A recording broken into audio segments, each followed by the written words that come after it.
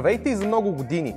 Желая ви здрава, щастлива и вдъхновяваща 2024. Това е първият брой на Технологичният клуб за новата година и в него ще ви срещна с един нов бранд смарт телевизори на българския пазар, а именно украинската компания Kiwi. Има действително много интересни неща около нея и новото й портфолио, начело с детския телевизор Kids TV, който неформално наричам Lego телевизорът. Гледайте, обещавам да бъде интересно!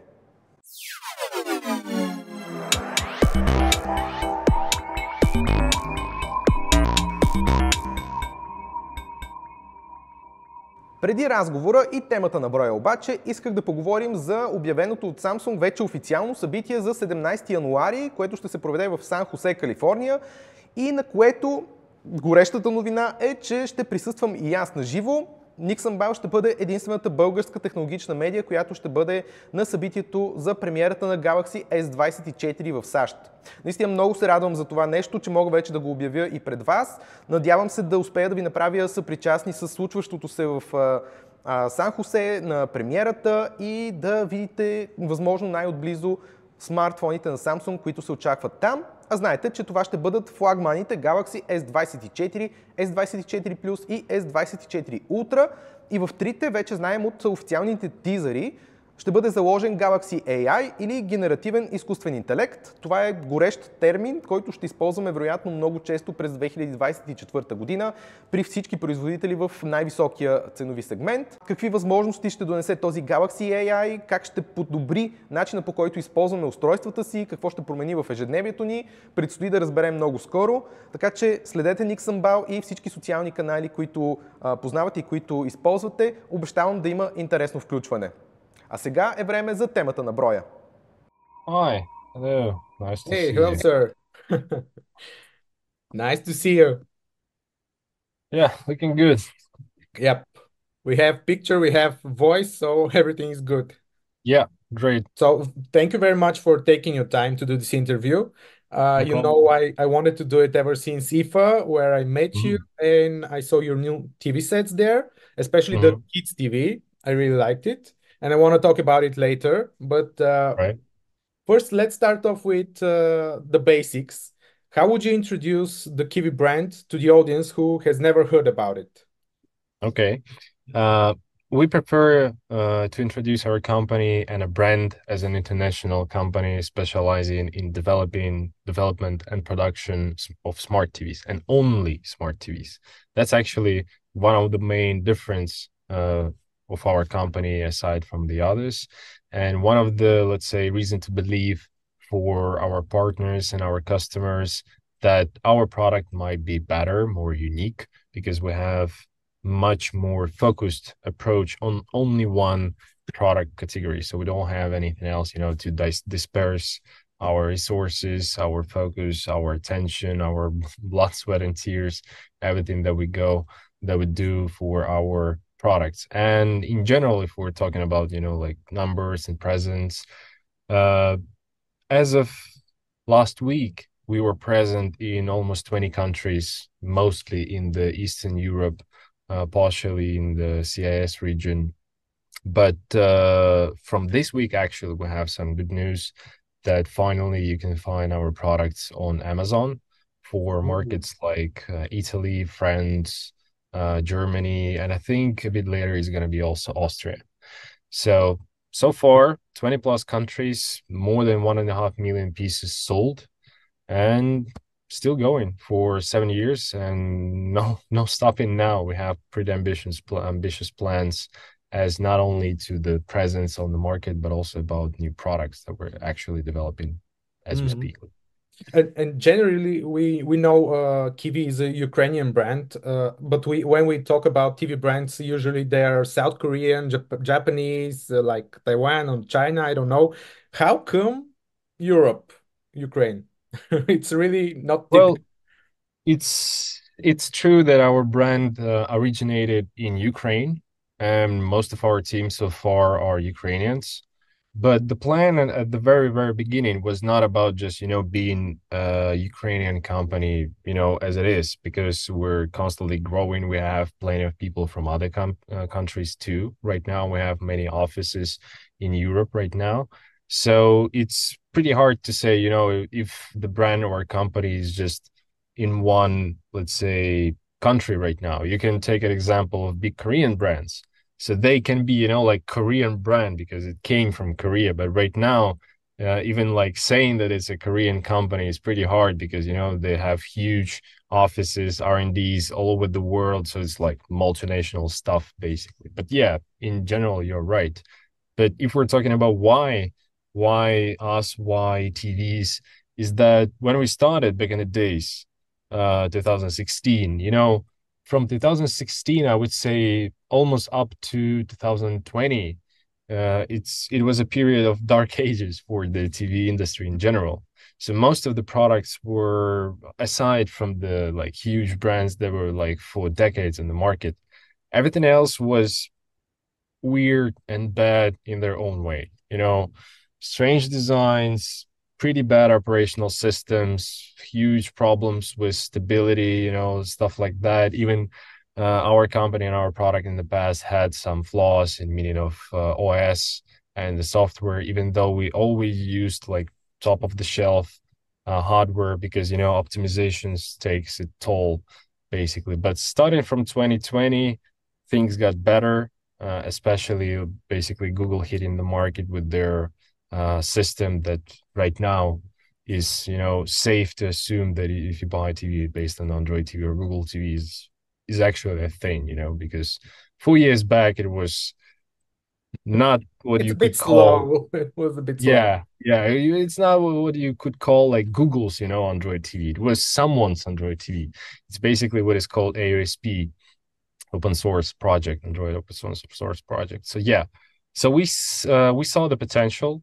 We wanted just to make something that we will like personally, just for ourselves as a customers, as a demanding customers, but not something that will be extremely expensive, not affordable, because back in the days, prices for the TVs were higher than now on average, because right now, if you're telling somebody that I bought a premium brand premium TV of big size, it's gonna cost you still, well, I don't know, like $2,000 or something, somewhere in this region or even below, if we're talking about something that you can actually get in the store. But I think you could remember the time in like 90s or beginning of 2000s when just I bought a new premium TV. How much it cost? Like 10 grand. I could buy like 3 cars back in the days for the same kind of money. Yeah. So now it's much more affordable, much more choice. But we started back then just because we saw the opportunity and we were right. Because since then, if we're entering new market, interesting thing that happens is that we're not basically consuming the share of our competitors. We basically generate share of our own. So the whole market expands and increases, and everyone are pretty much happy about it. So that's so far our bet that got us a win, let's say. That's interesting. You say you're not eating the share of your competitors, but still, which companies would you say are your main competitors in these price segments? Right. So first, I would like to correct myself a bit. Of course, we do take part of share of our customers, but especially when we just started, when we just hit the market, we in about how much was that? 2.5 years or something, we became in top three in Ukrainian market, and most of the share that we had back then was something that basically was the same amount of percentage that market increased. So it was not something that we Yeah. took from somebody. Right now, it's more like a balanced thing in general, but yeah. If we're talking about the competitors, so first of all, and it's important for me personally to point out, as a person who actually puts his soul, heart, and soul in our product and spends most of the daylight somewhere working on our new products, is that we don't like to be compared with most of the what we call, in our business, like local brands or self brands, when some kind of retail shop or retail network might just happen to have their own brand that they do a bunch of stuff based on. They're just buying something fine, let's say cheaper, just to have a bigger portfolio, just to have a proper cash flow. Sometimes it's not even, about even profit. It's just, to keep the ball rolling for the business in general. So we do try our best, and we do aim to compete with, of course, Korean brands. And based on my experience, there's actually a way to fight them, honestly, without any shady stuff, because we in our company really hate this. We don't like, I don't remember how it's called correctly, like black PR or dark PR, how it's called, Yeah. or some shady business or stuff like that. We hate lying to our customers. So we don't like, marketing mumbo jumbo in meaning of the specs that we just, some indexes that we came up ourselves, or technologies that we came up ourselves, and there's nothing to back them up or stuff like that. So we do fight with the big Korean brands because they have their own like huge portfolio of products, but there are some of them of those products that are not in focus by those companies for the few years already. So that's something that we can basically provide same or even better product for certain things. For example, they're not focused on smaller TVs. If you go to the shop and check the shop shelf for TVs smaller than 30 inch, which is of course a pretty also niche, and the market share of this segment drops every year, but still there is a demand for those TVs, sometimes not just because people want to buy cheap TV, because sometimes it's good enough for them, maybe a small room, or you need it under your treadmill or something like that. Is different use cases. And when you go there, you can check and you can see that most of those TVs are ugly as hell. So they're thick, they're still with frames, this thick. They have pretty weird stand bases. Picture quality is the same as like 5 years ago. Sound quality is beyond my understanding why it deserves to be there at all. It's just, for me, it's the same as to sell TV without speakers or something. And we're pretty successful in this, even though pretty small and niche segment of the market. Same goes for the mid-range products, because to me, it seems that pretty few of the big brands, especially in certain markets, sometimes don't put enough effort to, how to say, to match the exact market nuances, because I can understand that they do products for whole world. It's really hard to make something unique for each exact country. That's not something that can be easily done. So it's mostly versatile, mostly universal product for everyone. But it's not sometimes what actually this or that particular market needs. So for example, in certain inches, like 43 inch, for example, you can either get, let's say, low grade of premium brand TV or high grade of premium brand TV. There's nothing in between. But you want maybe this or maybe that out of the features that you can get from it, but you cannot, because you're gonna need to pay, like, let's say, some amount of price that you're gonna actually feel that you're maybe not so sure that you're gonna spend on them. So sorry for making it so long. So yeah, we do focus, and we actually compete with the two main Korean brands, with each of them in our own way, depends on the segment of the market. We do strive, of course, to try to repeat some of their tech, some of the things that they have. Not all of them, of course, but some particular things might be better for the companies that do stuff for decades with like thousands of people in R&D compared to ours. But it's right now in our segment of technology and product, it's completely possible, like for real. Then we're talking about big Chinese brands. So we're talking about TCL, we're talking about Hisense, in some regions, even Xiaomi. They actually shown a huge growth over the past just 3 to 4 years, depending on the part of the world, but in general, it's huge. And they started to make actually great products in TV industry, because there are plenty of brands that you probably haven't heard ever about, because Chinese market is kind of unique. It's pretty conceived, it consists mostly of the Chinese brands. So even like Samsung and LG has just a fraction of the market there.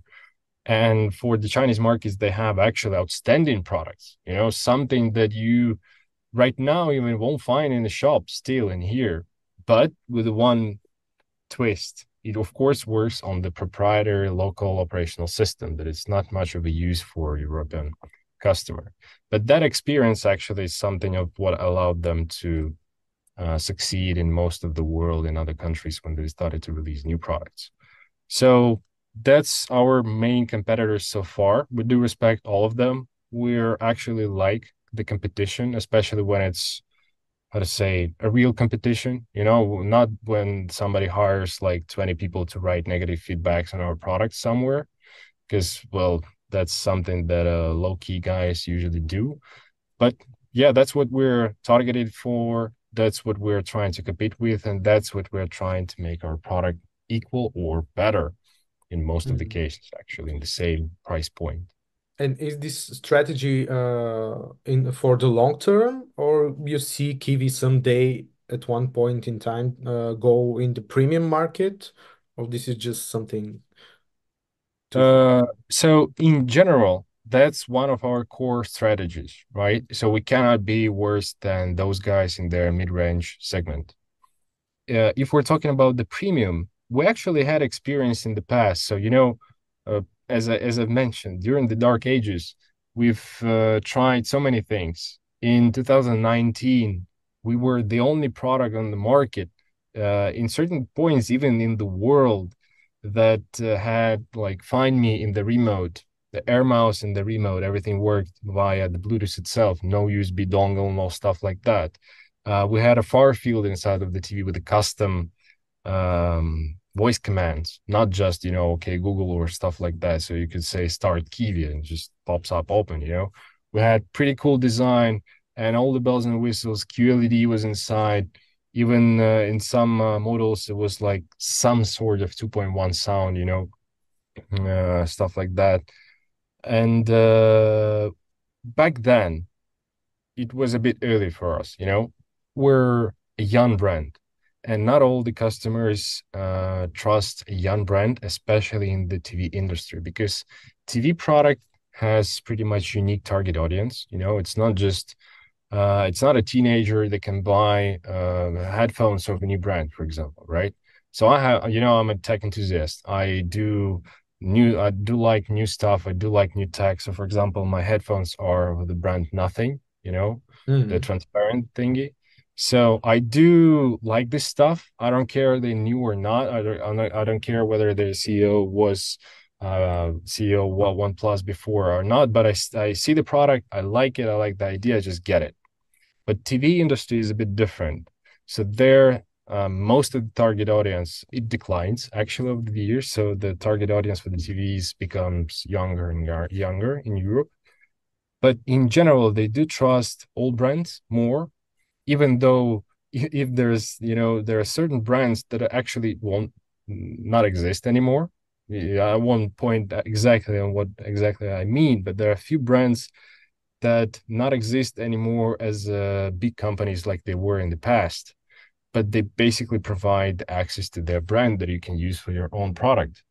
And you just get some pretty basic product that Chinese factory can do, even though the factory is okay in general. But it's a pretty baseline product.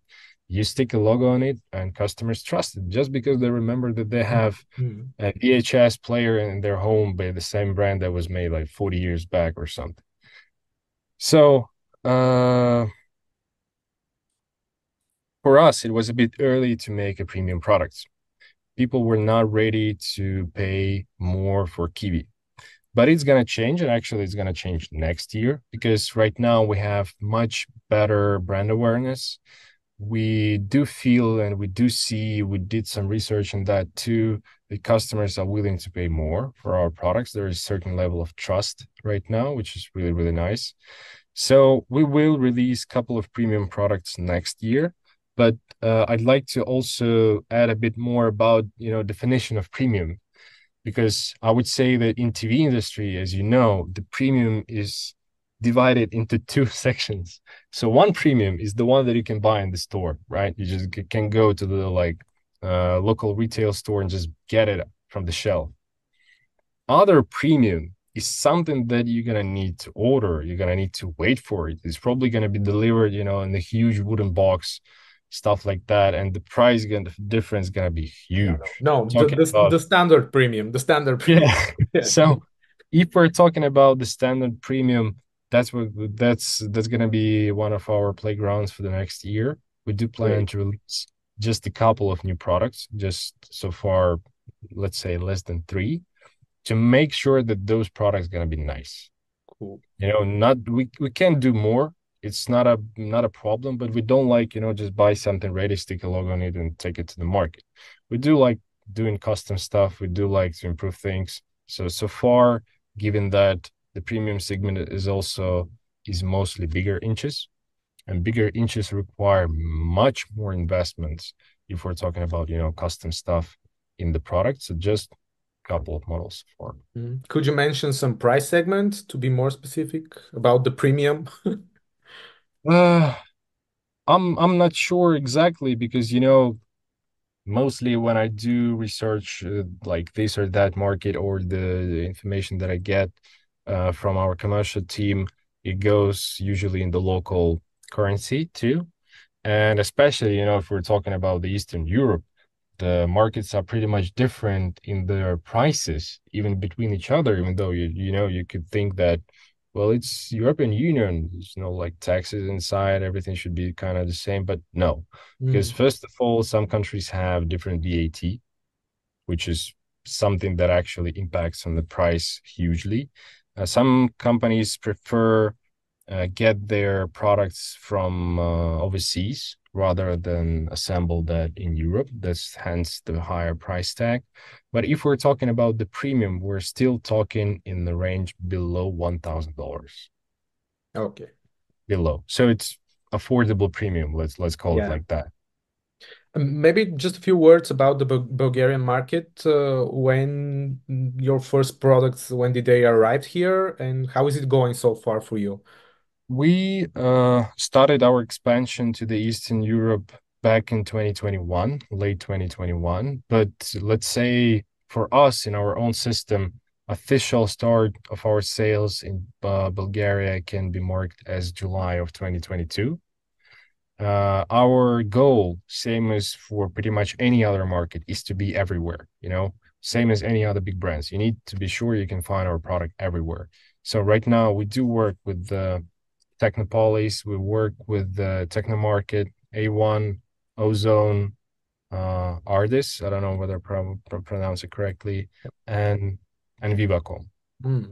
These are the marketplaces and shops that you can find our product in. We're talking about the whole lineup. So basically, we have basic TVs there, even those without small ones, because there's still a market, especially in countries like Bulgaria or Ukraine, for example, for those kind of things. And we have, most of our products in Bulgarian market so far. But mainly, I would say, if we're talking about the shares, things are mostly, how to say, popular among TV products. Are ours what we call basic lineup. So we have right now 4 clusters of our products. So the basic TVs, so those without non-smart, is just 3 models, just to be present, just to provide good product in those categories for some people that need. There's actually a pretty big amount of people that have pretty nice smart TV boxes still, that their TV needs to be improved because they still have like 24 or 32-inch, or maybe even like old plasma TV or something like that. We have basic lineup. Those TVs are, let's say, the mid-range for us. Then we have a main lineup, which is basically best we can do so far with a regular TV without any special expensive tech inside. And 2 new stuff, 2 new positions and 2 new clusters, which are kids TV and the kitchen TV. Yeah, actually, you launched this at TIFA this year. Yes, we did. And, just to complete my answer on the Bulgarian market. So far, if I recall it correctly, we're talking about, I think, 4% market share or somewhere around that. In TV industry, it's considered okay-ish result so far. But given that we started in the summer last year, it's actually a good result that we are everywhere. So right now, since our product is everywhere, it's good that we can have only positive trend. We just started. We just got to all the shop shelves, so we can only grow so far. Because in most of the market, up to 90% of the market is taken just by 2 Korean brands in most of the markets. Don't remember about Bulgaria, frankly speaking, but I do believe that it's somewhere above 70 or something. So out of this piece of pie, we're not so bad, in general, because, for people that don't know the market share, stuff like that, 4% might sound not impressive, but actually it is for Jan brand that just started last year with a fraction of their lineup.